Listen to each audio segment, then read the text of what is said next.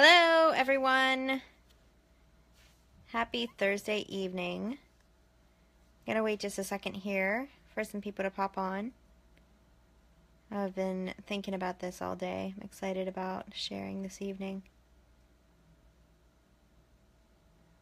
I hope everyone's having a great day, a great night. I wanted to pop on and share this evening a little bit about something I've been thinking about over the past week, and especially over the past 2 days, is conditioning and how completely relevant it is and how much it really does affect us versus not. I think a lot of times we want to think like, oh, we could change something right on a dime in our lives and just totally be fine and hit the ground running, and then get kind of awestruck or sidetracked by the fact that it's hard to change habits, particularly if they are deep-seated. And that's what I wanted to pop on and talk about tonight, is how conditioning really does affect us and how it plays out in our lives. So I was popping on, of course, me being the quote junkie, found one that was very suitable for this, and it's Stephen Covey. The quote is, "Some habits of ineffectiveness are rooted in our social conditioning towards quick fix, short-term thinking." And that's the root of this frustration, right? If we start something new and we say, okay, yeah, I'm going to change this, and this. I'm never doing that again. It's not going to happen again. Blah, blah, blah. There's a lot more work involved than just turning on a dime. And if you can do that, that's awesome. That energy, that burst of energy is really great to have, like at the onset of starting something new. But it wanes, right? It stops at some point. So what then? You know, why do we think everything's just going to be like this quick fix, microwave? I could use the example of how, you know, if you slow cook something in the crock pot for 12 hours or overnight and it tastes amazing. I do that with my chicken sometimes. Or if you microwave it, you know, what's the difference in the taste? So much better if it's slow cooked, right? But yet we think everything should be immediate. And I've worked with clients in the past that they come to me and they're like, okay, I want to, you know, do XYZ within this time frame. And like, okay, great, awesome. Let's get started. But at the same time, we have to think, okay, there's first off, you know, if someone has like gained weight, it wasn't an overnight thing, right?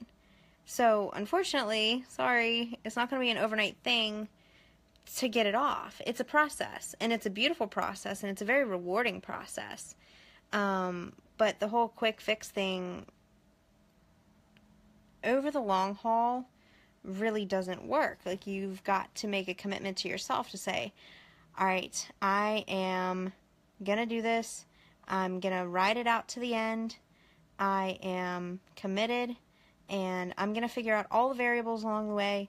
I'm going to work through obstacles, holidays, illnesses, injuries. Like, I'm going to figure it out. And I'm just going to, it's like a patient commitment.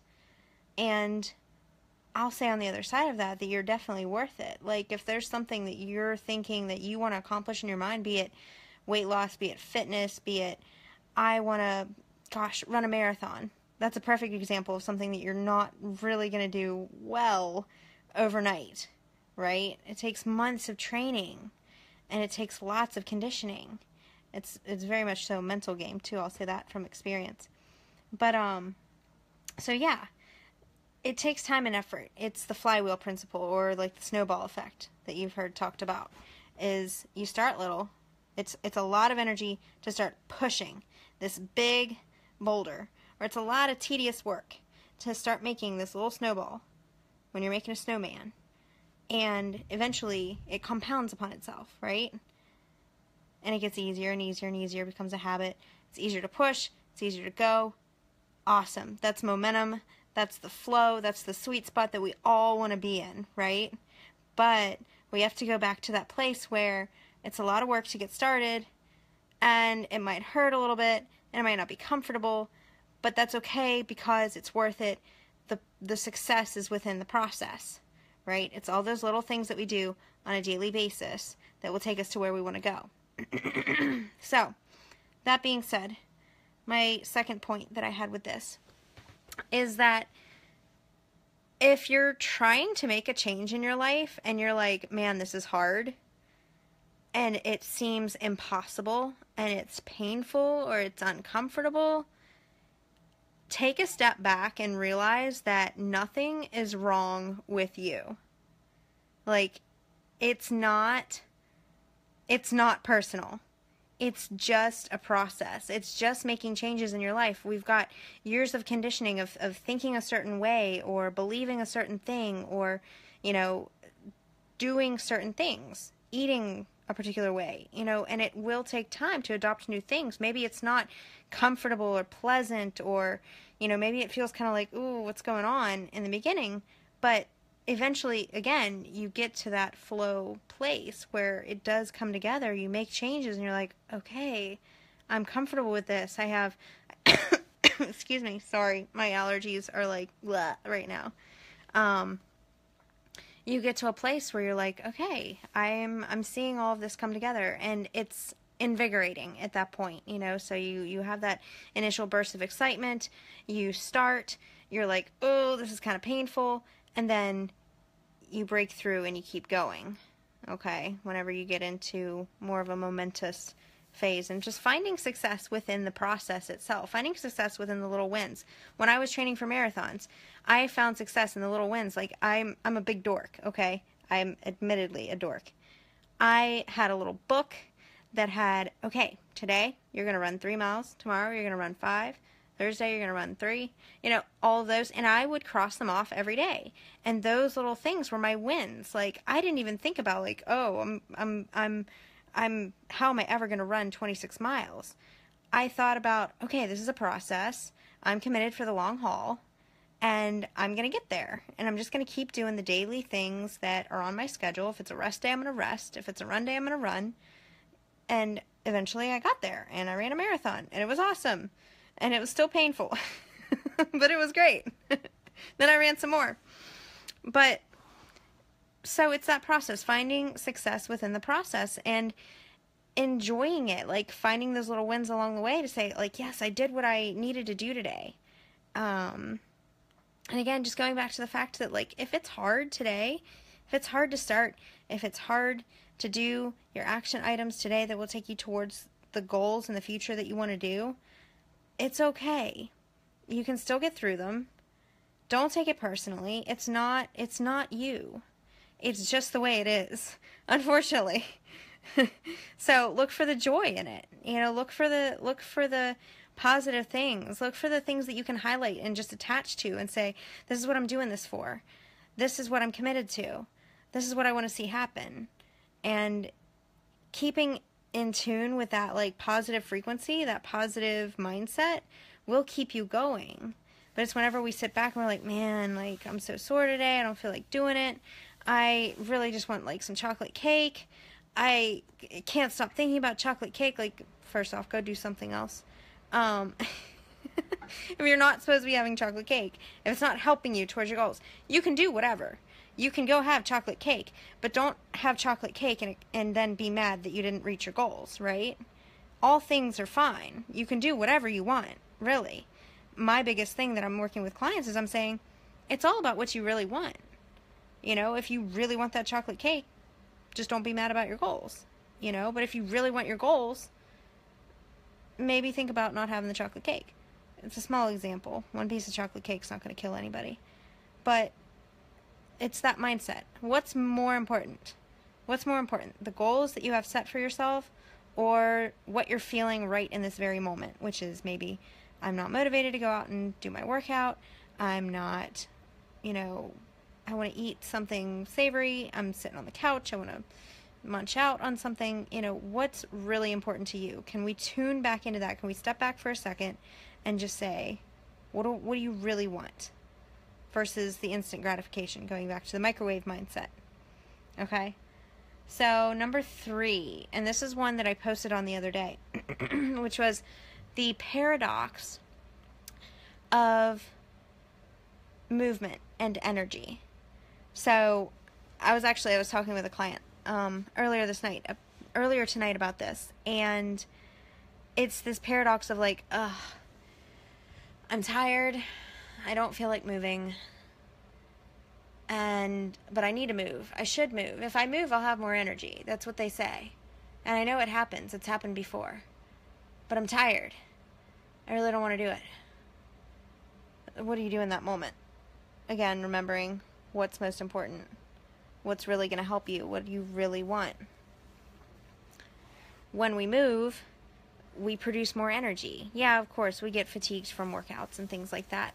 But so much energy and so much good stuff comes from just getting moving. I don't care what it is.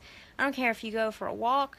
I don't care if you go out dancing, yoga, lifting weights, throwing around heavy stuff, swinging kettlebells, like whatever you do something that you get excited about. I will say that. Do something that you can do and that you get excited about. And do it. Just start. You'll feel so much better. We all feel so much better. If we didn't feel like doing a workout, we've all got that story.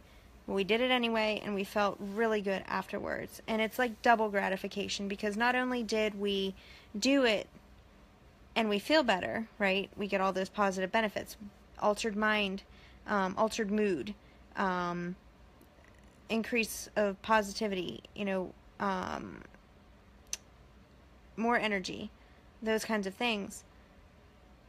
But then we also get the extra benefit of knowing that we did it when we didn't really feel like it, and it was good for us, and that was the right decision to make in that moment.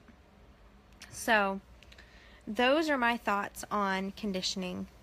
Is number 1, it takes time and effort to start. It just is what it is. Push at the beginning. It will get easier. It will become a habit. And at some point, it will become a joy. You just got to find what works for you. Okay? If somebody really doesn't like going to the gym, I tell them, you don't have to go to the gym. That's cool. There are other ways to be active. And unfortunately, our culture is so sedentary, that we don't get nearly as much exercise and movement as we really could, right? If we're sitting at the desk all day, how are we getting moving? How often can you get up? Instead of sending an email, 2 offices over, can you go over and walk? Can you stretch your legs? Can you just move? Can you? And then number 2 is nothing's wrong with you.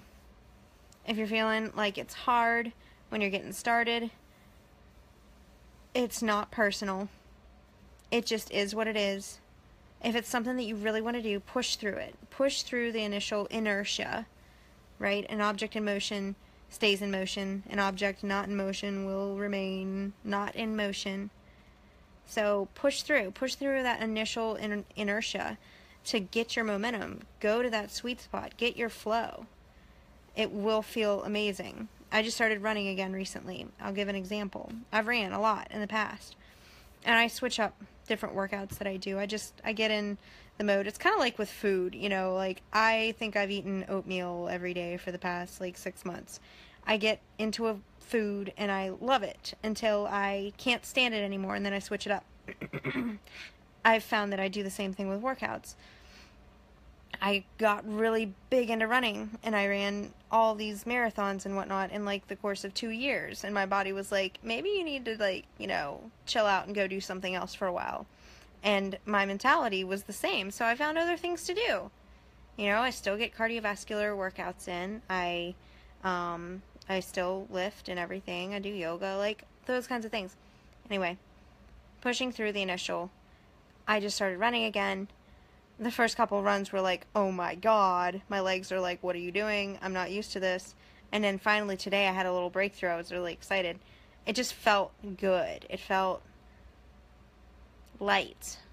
And that is a very awesome accomplishment that I like to feel. So anyway, that's just an example. So nothing's wrong with you. It's not personal. It's the same for everybody.